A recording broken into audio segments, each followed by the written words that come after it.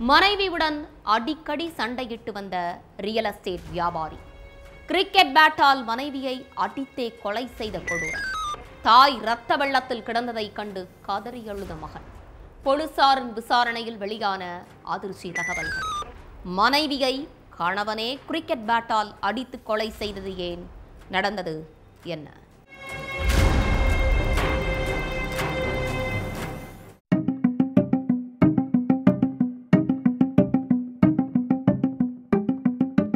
பேரங்கிட்ட இருந்து போன் வந்ததும் வழக்கம் போல சந்தோஷமா போன் அட்டன் பண்ணி இருக்காங்க தாத்தா பாட்டி.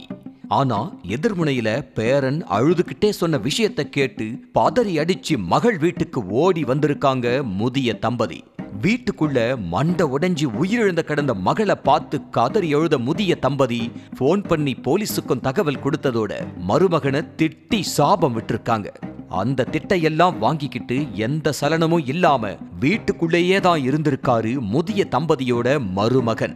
இதுக்கிடையில அங்க வந்த போலீசார் உயிரிழந்து கிடந்த பொண்ணோட சடலத்தை மீட்டு போஸ்ட்மார்ட்டத்துக்கு அனுப்பி வச்சுட்டு வீட்டுக்குள்ளேயே இருந்த அந்த பொண்ணோட கணவர்கிட்ட விசாரணை நடத்தி இருக்காங்க.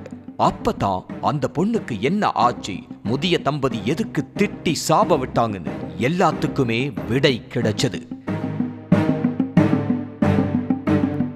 ஆந்திர மாநிலம் குண்டூரை சேர்ந்தவங்க தான் வெங்கட பிரம்மையா கிருஷ்ணவேணி தம்பதி. சங்காரெட்டி ஆமீன்பூர்ல உள்ள KSR நகர்ல குடியிருக்கிற இந்த தம்பதிக்கு ஒரு மகனும் ஒரு மகளும் இருந்திருக்காங்க. பிரம்மையா ரியல் எஸ்டேட் தொழில் செஞ்சுக்கிட்டு இருக்காரு. இவங்க மனைவி கிருஷ்ணவேணி கோஹீர்ல உள்ள DCCB பேங்க்ல அசிஸ்டன்ட் மேனேஜரா இருந்திருக்காங்க.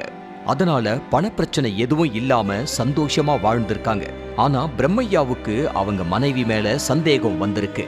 பேங்க்ல கூட வேலை பார்க்கிற யாரோ ஒரு ஆண் கிட்ட மனைவி பேசுறதாவும் பழகிறதாவும் சொல்லி சண்டை போட்டிருக்காரு.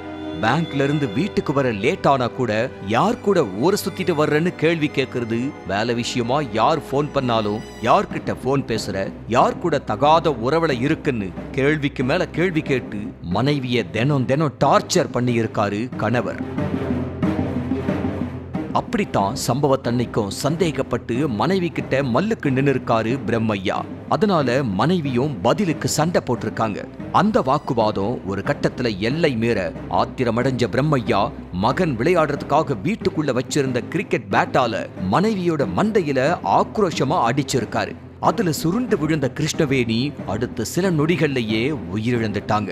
அப்பா மூர்க்கத்தனமா நடந்துகிட்டத பார்த்த மகன் பதறி போய் தன்னோட தாத்தா பாட்டிக்கு போன் பண்ணி தகவல் சொல்லி இருக்கான்.